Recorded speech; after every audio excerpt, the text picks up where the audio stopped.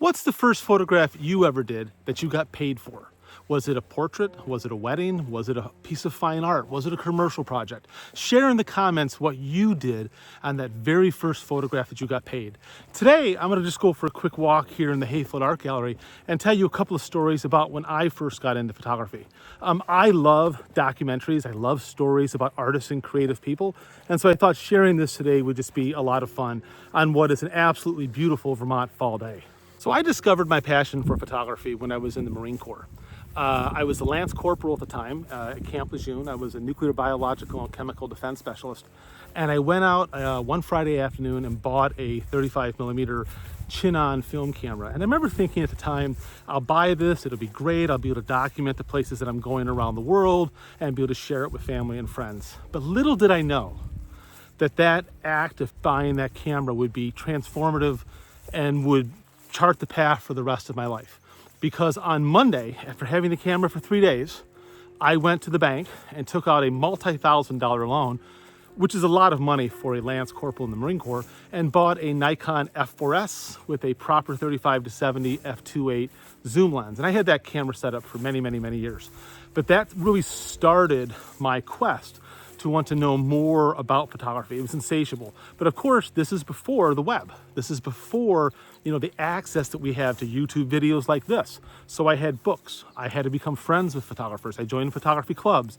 I did every single thing I could to be fully engaged and fully immersed in photography as often as I possibly could. So when we got back from the Gulf War, at this time I'm a corporal, I'm an NCO, and a couple of the officers that I knew approached me and said, "Hey, Corporal Schaub, we know you're really into photography.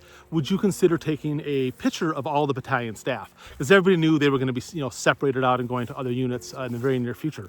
So I said, sure. So I broke out my Nikon F4S with my 35-70 and a roll of Ektar 25, once again a 35mm. And I took the picture you're seeing right now. This is the first photograph that I ever took that I actually got paid for. It was a photograph of the battalion staff. What's interesting about this picture, though, is that I had gone to a lab before agreeing to do the picture and found out how much money, like I think it was an 11x14 or something like that, would cost to have printed, and they gave me a price, let's just say $15. And then I assumed, that maybe they'd order 10 or 15 prints and that would be the end of it. Well, they ordered like 250 plus prints. They ordered an enormous amount of prints. People were buying multiple copies, sending them to family members. It was crazy. So something that I had not anticipated was that when I went to the lab to place the order for the prints, it turns out that you got a discount if you bought more than, say, 2, 3, 4, 5 prints. And the prints that I had quoted costing $15 a piece only cost like $7 a piece. So I had a moral dilemma at this point. Do I tell the officers that, hey, the prints are going to be less money and, I can give you a better price, or do I keep the money? So I went to one of my officers that I knew. He was an air officer, and I said, hey, what do you think? He stares me very straight in the eye and says, "Corporal Schaub, keep the money." And that was great. So I actually made as much money doing that portrait session as I would have during that time period for a month as a NCO, which was amazing. And that to me was like, wow, I can actually make money doing photographs. One other thing that I love about this photograph is the story of one particular Marine, Colonel Conway. I'm circling him right now in the photograph. Colonel Conway was my commanding officer during the Gulf War and awarded me the Navy Achievement Medal during the Persian Gulf. And later on, went on to be the Commandant of the Marine Corps, which is a huge deal in itself. But even a few years later after that, I'm watching the State of the Union one time when Obama was president, and I see Colonel Conway, and I realize that he is now not the Commandant of the Marine Corps, but the Chairman of the Joint Chiefs of Staff. I mean, that's as high up in the military as you go. And I just found that to be just fascinating. So I went back this last week and broke this image back out, scanned it, retouched it, and I now have the plans of trying to make it available to all of the individuals in the photograph so they can have a fresh copy 30 some years later. Okay, story number 2. I'm no longer in the Marine Corps. I'm living back at home in Michigan.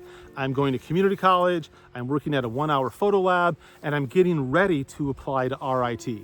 And I was hired by a friend of mine to photograph her daughter, who was the junior Miss Clogging champion of Southern Michigan or something like that, and just to do a series of portraits and stuff of her on their property. I did, they turned out really great, I was really happy. And then I had this feeling of despair because I realized that I had under budgeted the project and that I wasn't really gonna make any money. By the time I took into account all the lab fees and expenses, I'd be lucky if I made, $50 on the job. And that was a bit depressing, but I was happy with the photographs. So I took them to the lab that I was working at and gave them to my friend Vil. And Vil processed and printed everything. And I was telling him this story and he was nodding his head and kind of laughing at me. He was much older and much more experienced. And when I went to pay for the order, we're at the cash register, and instead of ringing up the multi-$100 worth of black and white prints that were done, he puts in $5 and smiles. And so for the second time, I was able to make money from photographs that I was doing, but in this case, just because I had a really awesome friend who was willing to help out a young photographer, which was really awesome. Okay, third and final story. So I'm still living in Toledo at this time, or Michigan, and I haven't gone to RIT yet. And a friend of mine was a manager at a bookstore in Toledo called Factory's Books. It's no longer in business. And she invited me to hang my photographs as part of a show on a kiosk that they had on the main floor. I was really excited about this first show. This is so great. And I put together an exhibition, I think of like 8, maybe even 10, 11 by 14 black and white images, had them all matted, framed, the whole 9 yards, spent a fair amount of money. I was on a very limited budget at this time. And put together the show, invited all your family and friends like you always do, had some cookies and punch, for the reception, and really excited, thinking this is gonna be another way that I'm gonna make money as a photographer. And I sold absolutely nothing for the whole month. Everybody liked it, but no one bought a single piece of my work. And that to me was a really interesting revelation that, making fine artwork, you're making it for yourself first and foremost. And you hope that someone is gonna want to buy it, that it's gonna resonate with them. But unlike a portrait, unlike a wedding, unlike a commercial project, there's no guarantee. So fade in, fade out, all these years later, I've had exhibitions all over the world at this point, some good, some bad.